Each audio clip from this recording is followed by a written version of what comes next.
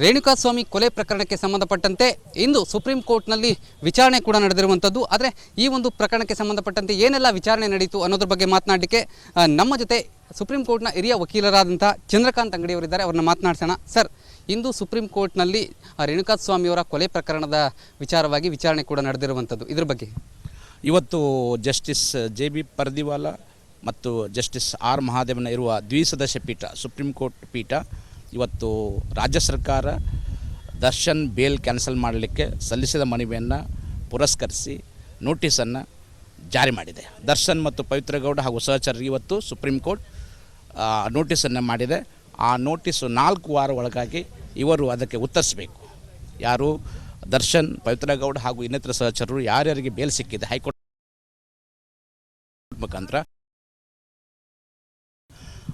ಅದನ್ನು ರದ್ದು ಮಾಡಲಿಕ್ಕೆ ಬೇಲ್ ಕ್ಯಾನ್ಸಲ್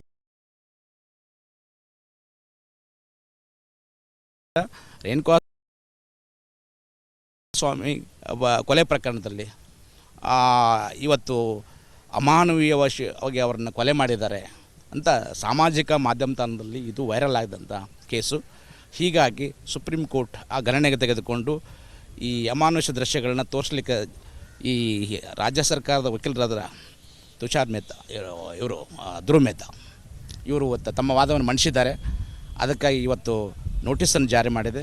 ಇವತ್ತು ನೋಟಿಸ್ ಜಾರಿ ಮಾಡಿದ ತಕ್ಷಣ ಅದು ಬೇಲ್ ಕ್ಯಾನ್ಸಲ್ ಆದಂತಲ್ಲ, ನೋಟಿಸ್ ಮಾಡಿದರೆ ನೀವು ರಾಜ್ಯ ಹೈಕೋರ್ಟ್ ಕೊಟ್ಟಂಥ ಬೇಲ್ ಸರಿಯಾಗಿದೆಯಾ ಅಥವಾ ಇಲ್ಲ ಅನ್ನೋದನ್ನು ವಿಚಾರಣೆ ವಾದ ವಿವಾದಗಳಂತ ನಿರ್ಧರಿಸಲಾಗುತ್ತೆ. ಸರ್, ಬಹಳ ದೊಡ್ಡ ಮಟ್ಟದ ಕೇಸ್ ಇದು. ಏನು ಬಹಳಷ್ಟು ಚಾರ್ಜ್ ಶೀಟ್ ಸಲ್ಲಿಕೆಯಲ್ಲೂ ಕೂಡ ಅಷ್ಟೇ 1492 ಪುಟಗಳ ಚಾರ್ಜ್ ಶೀಟ್ ಸಲ್ಲಿಕೆ ಆಗಿದೆ.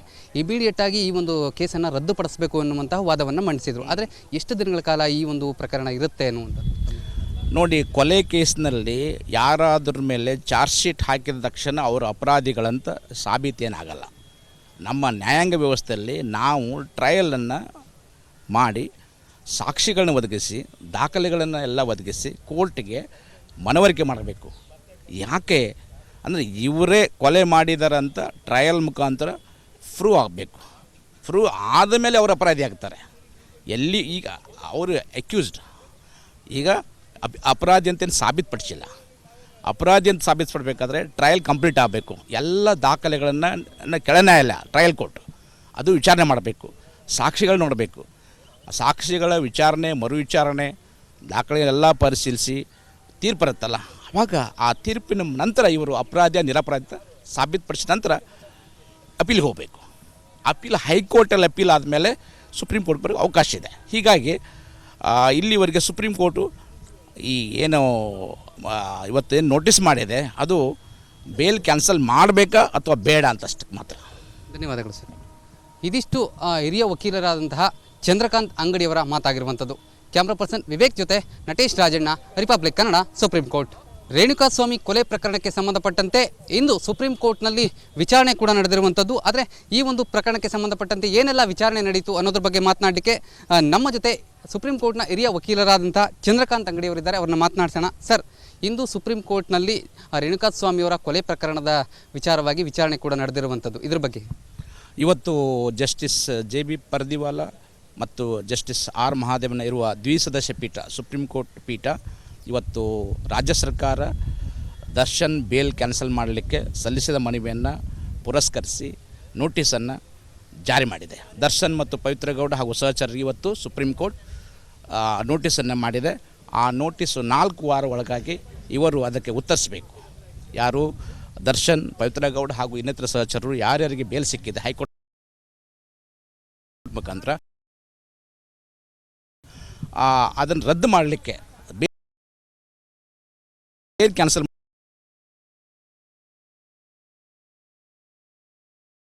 ರೇಣುಕಾಸ್ವಾಮಿ ಕೊಲೆ ಪ್ರಕರಣದಲ್ಲಿ ಇವತ್ತು ಅಮಾನವೀಯವಾಗಿ ಅವರನ್ನು ಕೊಲೆ ಮಾಡಿದ್ದಾರೆ ಅಂತ ಸಾಮಾಜಿಕ ಮಾಧ್ಯಮದಲ್ಲಿ ಇದು ವೈರಲ್ ಆಗಿದಂಥ ಕೇಸು. ಹೀಗಾಗಿ ಸುಪ್ರೀಂ ಕೋರ್ಟ್ ಆ ಗಣನೆಗೆ ತೆಗೆದುಕೊಂಡು ಈ ಅಮಾನುಷ ದೃಶ್ಯಗಳನ್ನ ತೋರಿಸಲಿಕ್ಕೆ ಈ ರಾಜ್ಯ ಸರ್ಕಾರದ ವಕೀಲರಾದ ತುಷಾರ್ ಮೆಹ್ತಾ, ಇವರು ಧ್ರುವ್ ಮೆಹ್ತಾ ಇವರು ತಮ್ಮ ವಾದವನ್ನು ಮಂಡಿಸಿದ್ದಾರೆ. ಅದಕ್ಕಾಗಿ ಇವತ್ತು ನೋಟಿಸನ್ನು ಜಾರಿ ಮಾಡಿದೆ. ಇವತ್ತು ನೋಟಿಸ್ ಜಾರಿ ಮಾಡಿದ ತಕ್ಷಣ ಅದು ಬೇಲ್ ಕ್ಯಾನ್ಸಲ್ ಆದಂತಲ್ಲ, ನೋಟಿಸ್ ಮಾಡಿದರೆ ನೀವು ರಾಜ್ಯ ಹೈಕೋರ್ಟ್ ಕೊಟ್ಟಂಥ ಬೇಲ್ ಸರಿಯಾಗಿದೆಯಾ ಅಥವಾ ಇಲ್ಲ ಅನ್ನೋದನ್ನು ವಿಚಾರಣೆ ವಾದ ವಿವಾದಗಳಂತ ನಿರ್ಧರಿಸಲಾಗುತ್ತೆ. ಸರ್, ಬಹಳ ದೊಡ್ಡ ಮಟ್ಟದ ಕೇಸ್ ಇದು. ಬಹಳಷ್ಟು ಚಾರ್ಜ್ ಶೀಟ್ ಸಲ್ಲಿಕೆನಲ್ಲೂ ಕೂಡ ಅಷ್ಟೇ 1492 ಪುಟಗಳ ಚಾರ್ಜ್ ಶೀಟ್ ಸಲ್ಲಿಕೆ ಆಗಿದೆ. ಇಮಿಡಿಯೇಟ್ ಆಗಿ ಈ ಒಂದು ಕೇಸನ್ನು ರದ್ದುಪಡಿಸಬೇಕು ಅನ್ನುವಂತಹ ವಾದವನ್ನು ಮಂಡಿಸಿದರು. ಆದರೆ ಎಷ್ಟು ದಿನಗಳ ಕಾಲ ಈ ಒಂದು ಪ್ರಕರಣ ಇರುತ್ತೆ ಅನ್ನುವಂಥದ್ದು ನೋಡಿ, ಕೊಲೆ ಕೇಸ್ನಲ್ಲಿ ಯಾರಾದ್ರ ಮೇಲೆ ಚಾರ್ಜ್ ಶೀಟ್ ಹಾಕಿದ ತಕ್ಷಣ ಅವರು ಅಪರಾಧಿಗಳಂತ ಸಾಬೀತೇನಾಗಲ್ಲ. ನಮ್ಮ ನ್ಯಾಯಾಂಗ ವ್ಯವಸ್ಥೆಯಲ್ಲಿ ನಾವು ಟ್ರಯಲನ್ನು ಮಾಡಿ ಸಾಕ್ಷಿಗಳನ್ನ ಒದಗಿಸಿ ದಾಖಲೆಗಳನ್ನು ಎಲ್ಲ ಒದಗಿಸಿ ಕೋರ್ಟಿಗೆ ಮನವರಿಕೆ ಮಾಡಬೇಕು. ಯಾಕೆ ಅಂದರೆ ಇವರೇ ಕೊಲೆ ಮಾಡಿದಾರಂತ ಟ್ರಯಲ್ ಮುಖಾಂತರ ಪ್ರೂವ್ ಆಗಬೇಕು. ಪ್ರೂವ್ ಆದಮೇಲೆ ಅವರು ಅಪರಾಧಿ ಆಗ್ತಾರೆ. ಎಲ್ಲಿ ಈಗ ಅವರು ಅಕ್ಯೂಸ್ಡ್ ಈಗ ಅಪರಾಧಿ ಅಂತೇನು ಸಾಬೀತುಪಡಿಸಿಲ್ಲ. ಅಪರಾಧಿ ಅಂತ ಸಾಬೀತುಪಡಬೇಕಾದ್ರೆ ಟ್ರಯಲ್ ಕಂಪ್ಲೀಟ್ ಆಗಬೇಕು. ಎಲ್ಲ ದಾಖಲೆಗಳನ್ನು ಕೆಳನ್ಯಾಯಾಲಯ ಟ್ರಯಲ್ ಕೋರ್ಟ್ ಅದು ವಿಚಾರಣೆ ಮಾಡಬೇಕು, ಸಾಕ್ಷಿಗಳು ನೋಡಬೇಕು. ಸಾಕ್ಷಿಗಳ ವಿಚಾರಣೆ ಮರು ವಿಚಾರಣೆ ದಾಖಲೆಗಳೆಲ್ಲ ಪರಿಶೀಲಿಸಿ ತೀರ್ಪು ಬರುತ್ತಲ್ಲ, ಆವಾಗ ಆ ತೀರ್ಪಿನ ನಂತರ ಇವರು ಅಪರಾಧ ನಿರಪರಾಧ ಸಾಬೀತುಪಡಿಸಿದ ನಂತರ ಅಪೀಲ್ಗೆ ಹೋಗಬೇಕು. ಅಪೀಲ್ ಹೈಕೋರ್ಟಲ್ಲಿ ಅಪೀಲ್ ಆದಮೇಲೆ ಸುಪ್ರೀಂ ಕೋರ್ಟ್ ಬರೋಕ್ಕೆ ಅವಕಾಶ ಇದೆ. ಹೀಗಾಗಿ ಇಲ್ಲಿವರೆಗೆ ಸುಪ್ರೀಂ ಕೋರ್ಟು ಈ ಏನು ಇವತ್ತೇನು ನೋಟಿಸ್ ಮಾಡಿದೆ ಅದು ಬೇಲ್ ಕ್ಯಾನ್ಸಲ್ ಮಾಡಬೇಕಾ ಅಥವಾ ಬೇಡ ಅಂತಷ್ಟಕ್ಕೆ ಮಾತ್ರ. ಧನ್ಯವಾದಗಳು ಸರ್. ಇದಿಷ್ಟು ಹಿರಿಯ ವಕೀಲರಾದಂತಹ ಚಂದ್ರಕಾಂತ್ ಅಂಗಡಿಯವರ ಮಾತಾಗಿರುವಂಥದ್ದು. ಕ್ಯಾಮ್ರಾ ಪರ್ಸನ್ ವಿವೇಕ್ ಜೊತೆ Natesh Rajanna, republic Kannada, supreme court. Renukaswamy ಕೊಲೆ ಪ್ರಕರಣಕ್ಕೆ ಸಂಬಂಧಪಟ್ಟಂತೆ ಇಂದು ಸುಪ್ರೀಂ ಕೋರ್ಟ್ನಲ್ಲಿ ವಿಚಾರಣೆ ಕೂಡ ನಡೆದಿರುವಂಥದ್ದು. ಆದರೆ ಈ ಒಂದು ಪ್ರಕರಣಕ್ಕೆ ಸಂಬಂಧಪಟ್ಟಂತೆ ಏನೆಲ್ಲ ವಿಚಾರಣೆ ನಡೀತು ಅನ್ನೋದ್ರ ಬಗ್ಗೆ ಮಾತನಾಡಲಿಕ್ಕೆ ನಮ್ಮ ಜೊತೆ ಸುಪ್ರೀಂ ಕೋರ್ಟ್ನ ಹಿರಿಯ ವಕೀಲರಾದಂಥ ಚಂದ್ರಕಾಂತ್ ಅಂಗಡಿಯವರಿದ್ದಾರೆ. ಅವ್ರನ್ನ ಮಾತನಾಡ್ಸೋಣ. ಸರ್, ಇಂದು ಸುಪ್ರೀಂ ಕೋರ್ಟ್ನಲ್ಲಿ ರೇಣುಕಾಸ್ವಾಮಿಯವರ ಕೊಲೆ ಪ್ರಕರಣದ ವಿಚಾರವಾಗಿ ವಿಚಾರಣೆ ಕೂಡ ನಡೆದಿರುವಂಥದ್ದು, ಇದ್ರ ಬಗ್ಗೆ ಇವತ್ತು ಜಸ್ಟಿಸ್ JB ಪರ್ದಿವಾಲ ಮತ್ತು ಜಸ್ಟಿಸ್ R ಮಹಾದೇವನ ಇರುವ ದ್ವಿಸದಸ್ಯ ಪೀಠ ಸುಪ್ರೀಂ ಕೋರ್ಟ್ ಪೀಠ ಇವತ್ತು ರಾಜ್ಯ ಸರ್ಕಾರ ದರ್ಶನ್ ಬೇಲ್ ಕ್ಯಾನ್ಸಲ್ ಮಾಡಲಿಕ್ಕೆ ಸಲ್ಲಿಸಿದ ಮನವಿಯನ್ನು ಪುರಸ್ಕರಿಸಿ ನೋಟಿಸನ್ನು ಜಾರಿ ಮಾಡಿದೆ. ದರ್ಶನ್ ಮತ್ತು ಪವಿತ್ರ ಗೌಡ ಹಾಗೂ ಸಹಚರರಿಗೆ ಇವತ್ತು ಸುಪ್ರೀಂ ಕೋರ್ಟ್ ನೋಟಿಸನ್ನು ಮಾಡಿದೆ. ಆ ನೋಟಿಸು 4 ವಾರ ಒಳಗಾಗಿ ಇವರು ಅದಕ್ಕೆ ಉತ್ತರಿಸಬೇಕು. ಯಾರು ದರ್ಶನ್, ಪವಿತ್ರ ಗೌಡ ಹಾಗೂ ಇನ್ನಿತರ ಸಹಚರರು ಯಾರ್ಯಾರಿಗೆ ಬೇಲ್ ಸಿಕ್ಕಿದೆ ಹೈಕೋರ್ಟ್ ಮುಖಾಂತರ ಅದನ್ನು ರದ್ದು ಮಾಡಲಿಕ್ಕೆ ಬೇಲ್ ಕ್ಯಾನ್ಸಲ್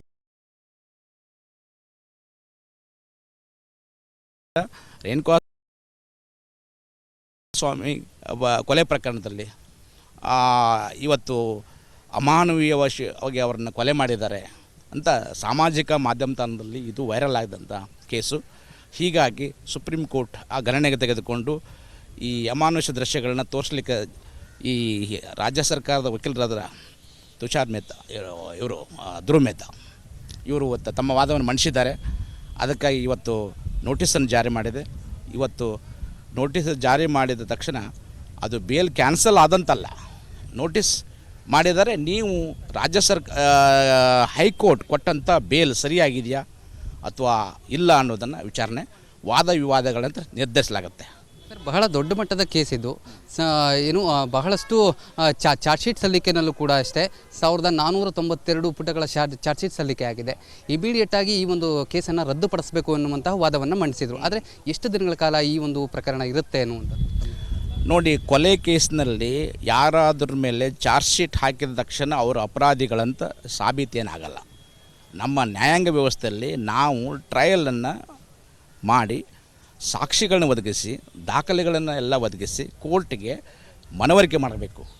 ಯಾಕೆ ಅಂದರೆ ಇವರೇ ಕೊಲೆ ಮಾಡಿದಾರಂತ ಟ್ರಯಲ್ ಮುಖಾಂತರ ಪ್ರೂವ್ ಆಗಬೇಕು.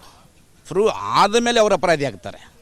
ಎಲ್ಲಿ ಈಗ ಅವರು ಅಕ್ಯೂಸ್ಡ್ ಈಗ ಅಪರಾಧಿ ಅಂತೇನು ಸಾಬೀತುಪಡಿಸಿಲ್ಲ. ಅಪರಾಧಿ ಅಂತ ಸಾಬೀತುಪಡಬೇಕಾದ್ರೆ ಟ್ರಯಲ್ ಕಂಪ್ಲೀಟ್ ಆಗಬೇಕು. ಎಲ್ಲ ದಾಖಲೆಗಳನ್ನು ಕೆಳನ್ಯಾಯಾಲಯ ಟ್ರಯಲ್ ಕೋರ್ಟ್ ಅದು ವಿಚಾರಣೆ ಮಾಡಬೇಕು, ಸಾಕ್ಷಿಗಳು ನೋಡಬೇಕು. ಸಾಕ್ಷಿಗಳ ವಿಚಾರಣೆ ಮರು ವಿಚಾರಣೆ ದಾಖಲೆಗಳೆಲ್ಲ ಪರಿಶೀಲಿಸಿ ತೀರ್ಪು ಬರುತ್ತಲ್ಲ, ಆವಾಗ ಆ ತೀರ್ಪಿನ ನಂತರ ಇವರು ಅಪರಾಧ ನಿರಪರಾಧ ಸಾಬೀತುಪಡಿಸಿದ ನಂತರ ಅಪೀಲ್ಗೆ ಹೋಗಬೇಕು. ಅಪೀಲ್ ಹೈಕೋರ್ಟಲ್ಲಿ ಅಪೀಲ್ ಆದಮೇಲೆ ಸುಪ್ರೀಂ ಕೋರ್ಟ್ ಬರೋಕ್ಕೆ ಅವಕಾಶ ಇದೆ. ಹೀಗಾಗಿ ಇಲ್ಲಿವರೆಗೆ ಸುಪ್ರೀಂ ಕೋರ್ಟು ಈ ಏನು ಇವತ್ತೇನು ನೋಟಿಸ್ ಮಾಡಿದೆ ಅದು ಬೇಲ್ ಕ್ಯಾನ್ಸಲ್ ಮಾಡಬೇಕಾ ಅಥವಾ ಬೇಡ ಅಂತಷ್ಟು ಮಾತ್ರ. ಧನ್ಯವಾದಗಳು ಸರ್. ಇದಿಷ್ಟು ಹಿರಿಯ ವಕೀಲರಾದಂತಹ ಚಂದ್ರಕಾಂತ್ ಅಂಗಡಿಯವರ ಮಾತಾಗಿರುವಂಥದ್ದು. ಕ್ಯಾಮ್ರಾ ಪರ್ಸನ್ ವಿವೇಕ್ ಜೊತೆ Natesh Rajanna, republic Kannada, supreme court.